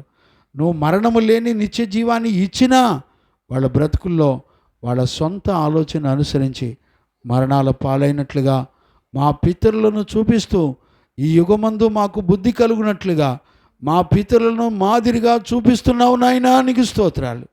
లేఖనాలు వింటున్న నా బిడ్డలందరినీ దర్శించండి నాయనా. కనికరంతో జ్ఞాపకం చేసుకో అయ్యా. ఎవరిని విడిచిపెట్టొద్దు నాన్న. నువ్వు విడిచిపెట్టడానికి నీ పిల్లలతో మాట్లాడలేదయ్యా. కాపాడుకోవడానికి మాట్లాడావు, రక్షించుకోవడానికి మాట్లాడావు, మనసు మార్చుకోవడానికి మాట్లాడుతూ వచ్చావు అయ్యా. నీ ఆలోచన చేత నడిపించబడడానికి మాట్లాడుతూ వచ్చావు నాయన. నీ పాదాలు పట్టుకొని నేను నాయన బతిమలాడుకుంటున్నానయ్యా, నా పిల్లలను దాటిపోవద్దు. మోషే ఇదిగో మరణాన్ని ఆపేస్తున్నాడయ్యా. అయ్యా మొదట నన్ను చంపయ్యా, తర్వాత ఇశ్రాయేలు ప్రజల జోలికి వెళ్ళయ్యా. అయ్యా నీ జీవ గ్రంథంలో నా పేరు తీసేయి వద్దు అని అడ్డగిస్తున్నాను. ఒక నీతిమంతుడు ఎంత విలువైనోడో, దైవజనుడు ఎంత విలువైనోడో బాబు నాయనా. నీ వాక్యపు వెలుగులో నుంచి నీ బిడ్డలమైన మమ్మల్ని అందరినీ దర్శించి మాతో మాట్లాడుతూ వచ్చినందుకు కృతజ్ఞతాస్తుతులు చెల్లిస్తూ, నీ చిత్తములో ఉన్న బిడ్డలందరినీ నడిపించినందుకు కృతజ్ఞతాస్తుతులు చెల్లిస్తూ, యేసయ్య నిన్ను అడిగి పొంది ఉన్నాము తండ్రి, ఆమేన్. ప్రార్థన ఆలకించి అడిగినవన్నీ మన జీవితంలో పొందుకునే భాగ్యం ఇచ్చి నడిపించిన యేసయ్యకు స్తోత్రము చేయదమో. స్తోత్రం స్తోత్రం స్తోత్రం స్తోత్రం స్తోత్రం. తండ్రి కుమార పరిశుద్ధాత్మ దేవునికి స్తోత్రము చేయదమో. స్తోత్రం స్తోత్రం స్తోత్రం స్తోత్రం స్తోత్రం. ఆమేన్.